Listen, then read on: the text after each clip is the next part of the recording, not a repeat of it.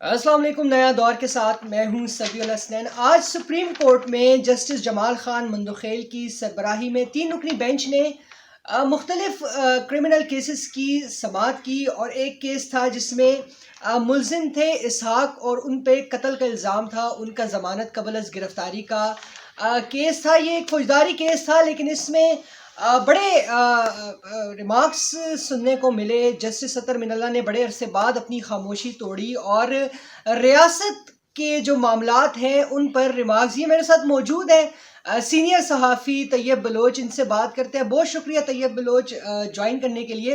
سب سے پہلے تو بتائیں کہ یہ کیس کیا تھا اور کیا ایسا پوائنٹ آیا جس میں بینچ کی تمام تر توجہ ریاست کی طرف چلی گئی، اور ریاست کو جو ہے تو مختلف ان پہ ایسپرشن ہم کہہ سکتے ہیں کہ کاسٹ کی، کہ وہ جو ہے تو جو کام ہے وہ نہیں کر رہی، اور ان کا سیاست میں جو ہے تو لوگوں کو بنانا، لوگوں کو گرانا، اس کی طرف توجہ ہے. دیکھیں، یہ کیس تو بیسیکلی ایک اسحاق نامی ملزم ہے ان کا تھا، اور یہ کیس تھا 2017 سے. بیسیکلی یہ کیس زیر سماعت تھا، زیر التوا تھا بلکہ.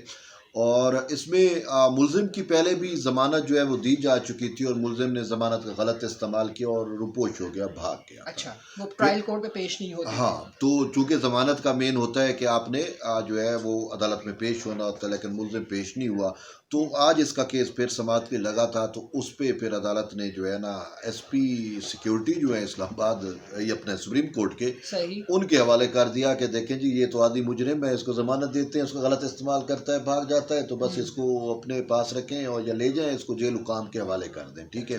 تو جہاں سے آپ نے کہا کہ وجہ کیا بنی، اب وجہ یہی بنی کہ یہ معاملہ جو ہے وہ 2017 سے زیر التوا تھا. تو جسٹس اطہر من اللہ صاحب جب بولنے کے موڈ میں ہوں تو کچھ نہ بھی ہو تو وہ بول دیتے ہیں، مقدمہ نہ بھی ہو تو اس میں وہ اپنا نوٹ لکھ دیتے ہیں، نوٹ لکھ لیتے ہیں. وہ اطہر من اللہ صاحب تو بھائی بہت کچھ کر سکتے ہیں نا، ان کو تو یہی تو ان کی خاصیت ہے کہ کب کرنے کو کچھ نہ ہو تو وہ بھی پھر بھی بہت کچھ کرتے رہتے ہیں. تو یوں یہ بات ٹھیک ہے کہ بڑے عرصے سے وہ جو ہے خاموش تھے، اور ہمیں بھی حیرت تھی کہ اطہر من اللہ جیسا آؤٹ اسپوکن جج جو ہے وہ خاموش کیوں ہے. بالخصوص قاضی فائز عیسیٰ کی ریٹائرمنٹ کے بعد سے وہ خاموش ہیں، اور آج انہوں نے ریمارکس دیے. وہ خود جو ہے تو مشرف کی کابینہ میں بھی رہ چکے ہیں. غالباً آپ کو بھی یاد ہوگا، یہ جو ہے تو جسٹس قاضی فائز عیسیٰ نے ایک سماعت کے دوران یہ بات کی تھی کہ لوگ امریت کے سپورٹر رہے کسی زمانے میں، اور اب جو ہے تو باتیں کرتے ہیں.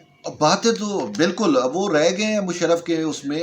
امریت کو تو اس ٹائم انہوں نے جائز قرار دیا تھا، اور شاید وزیر قانون تھے یا اس ٹائپ کے بڑی اہم پوسٹ تھی ان کے پاس، اطہر من اللہ صاحب کے پاس. اس کے بعد خیر وہ کہتے ہیں نا کہ دیر آیا درست آیا. پھر یہ جمہوریت ان کو پیاری ہو گئی نا. پہلے امریت پیاری تھی، تو امریت سے فائدے اٹھائے، امریت سے جو ہے نا اتنا بڑا عہدہ لیا، سارا کچھ کیا. اس کے بعد جو ہے وہ بڑے جمہوری ہو گئے، اور پھر ایسے جمہوری ہوئے کہ پھر اسی عدلیہ بحالی تحریک میں یہ جو ہے نا سابق چیف جسٹس افتخار چودھری کے جو ہے وہ پی آر ترجمان پبلک ریلیشن آفیسر ٹائپ یہ بھی بن گئے تھے. تو وہ پھر مشرف کے خلاف جو ہے وہ جمہوری جد و جہد کا یا وکلا تحریک کا حصہ رہے.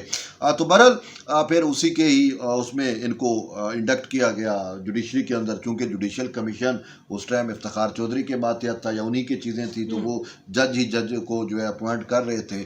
تو یہ ان کے اپوائنٹمنٹ ہو گئی، اور یوں یہ جو ہے وہ وزیر قانون سے کا سفر، مشرف کے دور کا سفر طے کرتے ہوئے سپریم کورٹ میں پھر یہ وکیل بن گئے. تو ان کو آج کل ریاستی اداروں پہ کچھ زیادہ ہی تو آج انہوں نے کیا کہا؟ ریاستی اداروں پہ کیا ریاستی اداروں پہ انہوں نے کہا کہ جی یہ جو ریاستی ادارے ہیں نا بھائی، ان کی توجہ تو عام آپ کی میری عام سائلین کی ہے ہی نہیں. یہ پورے کی پوری ریاستی مشینری، پورے کے پورے ریاستی ادارے جو ہیں، یہ انہوں نے کہا ہے کہ جی پولیٹیکل انجینئرنگ پہ لگے ہوئے ہیں، اور وہ بھی ایک پارٹی کے خلاف.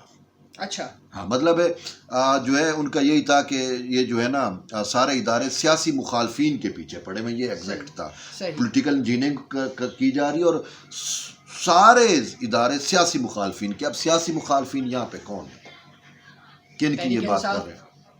اس کا مطلب ہے تحریک انصاف کا جو بیانیہ ہے وہ اطہر من اللہ کی زبانی ہمیں کورٹ میں سننے کو مل رہا ہے.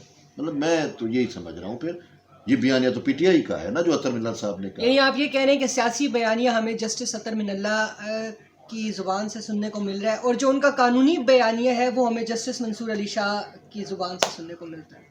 ہاں ایسا ہے، لیکن اطہر من اللہ صاحب تو قانونی بہت کم بات کرتے ہیں ویسے، یہ آپ نے کیونکہ وہ ججمنٹ بھی لکھنی ہو تو 7 8 مہینے لگا دیتے ہیں جو ان کی اپنی رسپانس. یاد ہے سابق چیف جسٹس قاضی فیض عیسیٰ نے ان کو کہا بھی تھا کہ صحیح یہ آپ نے فیصلہ انہوں نے لکھنا یاد دہانی تھا، یاد دہانی کرائی تھی کہ یہ میں فیصلہ میں لکھوں گا، اور اتنا عرصہ ہو گیا ہے سائلین جو ہیں وہ آرڈر کے لیے اپلائی کر کر کے تھک گئے اور آپ نے ابھی تک فیصلہ ہی نہیں دیا. تو اطہر من اللہ صاحب جوڈیشل ورک تو اس طریقے سے کرتے ہیں. البتہ پولیٹیکلی بیانیہ بنانا ہونا تو اطہر من اللہ سے جیسا کوئی اور جج ہے تو ہی نہیں. جسٹس اور اطہر من اللہ کے ان ریمارکس پہ جسٹس جمال خان مندوخیل کی کیا لیکن پہلے میں ایک اور بات بھی کر دوں. دیکھیں نا اس پورے پاکستان کے پولیٹیکل جو منظر نامہ ہے اس پہ سب سے زیادہ جو باز گشت ابھی تک بھی ہے وہ مخصوص نشستوں والا کیس ہے. مخصوص نشستوں والے کیس کا جو فیصلہ آیا وہ فیصلہ سب کو پتہ ہے، اس فیصلے کو سامنے رکھیں. اور اطہر من اللہ صاحب کا کنکلوڈنگ جو ریمارکس تھے اس کیس کے، اس میں یاد ہے آپ کو اطہر من اللہ صاحب نے پی ٹی آئی کے وکیل کو مخاطب کر کے کہا کہ اگر یہ مخصوص نشستیں ہم آپ کو دے دیں تو کوئی آپ کو شکوہ شکایت کوئی مذاکرہ تو نہیں ہے نا. نہیں سر، ہمیں کیا ہو سکتا ہے، حالانکہ وہ تو سامنے ہی نہیں تھی. وہ تو پھر اب یہ تو فیصلے میں سکتا ہے سامنے. جب فیصلہ پتہ چلا کہ بھئی پی ٹی آئی نہ فریق تھی نہ وہ تھی، تو وہ اطہر من اللہ صاحب نے جو اپنا پوائنٹ آف ویو پیش کیا تو پورا کا پورا فیصلہ وہی لکھا ہوا آیا. اچھا میں آپ کو ایک بات بتاتا ہوں کہ پاکستان تحریک انصاف اگر جسٹس اطہر من اللہ کی بھی کچھ بات مان لینا تو ان کی کوئی سیاسی سروائیول جو ہے تو ممکن ہو سکے. آپ کو یاد ہے پرویز الہی والے کیس میں جسٹس اطہر من اللہ نے ہی یہ تجویز دی تھی کہ بات سب یہ کچھ ریورس کر دیتے ہیں، لیکن وہ دیکھیں بانی تحریک انصاف نہیں مانی. بانی چیئرمین تحریک انصاف جو ہے نا وہ کسی کی بات نہیں مانتے. وہ کہتے ہیں میں ہی بڑا ہوں، میں کسی کو وہ کروں بات مانوں. بات یہ ہے کہ اب اس کو صاحب تحریک انصاف کے بہت زیادہ وہ ہمدرد تو ہیں نا جہاں جہاں پہ بھی بیٹھے ہوئے ہیں، وہ کوئی اچھا مشورہ بھی دے دے نا تو وہ پھر بھی خان صاحب اس مشورے کو جو ہے وہ نہیں مانتے. تو آپ والی بات ٹھیک ہے، اگر اس ٹائم بھی ان کو اچھے مشورے دیے گئے تھے اور وہی ہمدرد جو بیٹھے ہوئے ہیں انہوں نے مشورے دیے نہیں مانے. اگر اطہر من اللہ صاحب کی بات مان لی جاتی، ایک وقت تھا بندیال صاحب نے بھی یہ اٹیمپٹ کی تھی، اور پھر جسٹس منصور علی شاہ صاحب نے بھی ایک اس میں پوری پنچایت سجائی تھی اور ان کو دیے گئے تھے مواقع، لیکن انہوں نے کسی کی بات نہیں مانی. وہ تو خان صاحب کا اپنا ایک ہے، وہ اپنی ذات کے علاوہ کسی کو سوچتے ہی نہیں ہیں. یہ تو پھر اطہر من اللہ جیسے جج ہیں. میرا یہی پوائنٹ ہے کہ جب عمران خان بات سننے کو تیار نہیں ہے تو پھر ججز کیوں پیش ہے اور مشورے دے رہے ہیں، جبکہ خان صاحب تو بات سننے کو تیار ہی نہیں ہے. آج ذوالفقار علی بھٹو سے بھی موازنہ کیا گیا ہے. موازنہ بھٹو سے کیا موازنہ ہے ان کا؟ 3 وزرائے اعظم یہ ابن الوقت ہے، یہ عمران خان ابن الوقت ہے جس کا موازنہ کریں بھی صحیح. ابن الوقت کا ایک وقت کے جو رہنما ہے اس کے ساتھ کیا موازنہ تو بنتا نہیں ہے. لیکن کوشش انہوں نے یہی کی کہ ایک وزیر اعظم کو جو ہے نا وہ 40 سال بعد جو ہے اس کے قتل کا اعتراف ہم نے کیا ہے، تو ان کی کوشش یہ تھی کہ آپ کسی دوسرے وزیر اعظم کو یا سابق وزیر اعظم کو آپ قتل نہ کرا دیں. یہ اس سینس میں کر رہے تھے. ان کو خدشہ ہے کہ کہیں وزیر اعظم صاحب، یہ عمران خان کو تو ابھی بھی وزیر اعظم سمجھتے ہیں نا، کہ کہیں یہ بھی جو ہے نا. 3 وزرائے اعظم کے بارے میں کہا کیا عدالت؟ وہ تو جسٹس جمال خان صاحب کا. وہ جسٹس جمال دیکھیں اب جب اطہر من اللہ صاحب بول رہے ہیں، شہزاد ملک صاحب بول رہے ہیں، تو پھر جمال خان صاحب کا بھی بولنا بنتا تھا. تو انہوں نے تو جمال خان صاحب نے تو بڑی جو ہے نا وہ بڑی آپ کہتے ہیں میرٹ پہ اور بڑی اچھی باتیں کی. مندوخیل صاحب کا یہ کہنا تھا کہ بولنے کی پہل جو ہے نا یہ پولیٹیکل ریمارکس کی پہل تو اس نے کی، اطہر من اللہ صاحب نے کی. پھر مجبوراً مندوخیل صاحب کا یہ کہنا تھا کہ جیسے جمال خان مندوخیل نے کہا کہ ریاست کی ہم کیا بات کریں، 3 وزرائے اعظم جو ہیں وہ قتل ہو گئے ہیں اور ان کے مقدمات کا کیا بنا. پھر انہوں نے کہا کہ ہمارے بلوچستان کے ایک سینئر جج تھے وہ بھی قتل ہوئے اور کچھ نہیں پتا کہ ان کے قتل کا جو ہے وہ کیا بنا ہے. اور پھر انہوں نے کہا کہ چونکہ یہ کرمنل کیس تھا تو انہوں نے کہا کہ افسوس سے مجھے کہنا پڑے گا کہ دیگر صوبوں کی نسبت پنجاب میں جو تفتیش ہے وہ انتہائی ناقص ہے. اور پھر ان کا یہ بھی کہنا تھا کہ جو ہے نا سب لوگ جو ہے وہ ادارے جو ہے نا وہ لوگوں کا اداروں پر یقین نہیں ہے اور سب جو ہے وہ سپریم کورٹ کی طرف دیکھ رہے ہیں. اور یہ بات جسٹس جمال خان مندوخیل کی نہ اس بات نے نہ تو میرا دل مول لیا ہے. وہ یہ کہتے ہیں کہ یہ ادارہ بھی ان سپریم کورٹ کے بارے میں یہ ادارہ بھی اتنا ہی سچا ہے جتنا ہمارا معاشرہ. ٹھیک ہے نا. اب ان کی بات کو اگر ہم پریکٹیکلی دیکھیں، وہ کہتے ہیں نا جیسی روح ویسے فرشتے، جیسی رعایا ویسے حکمران.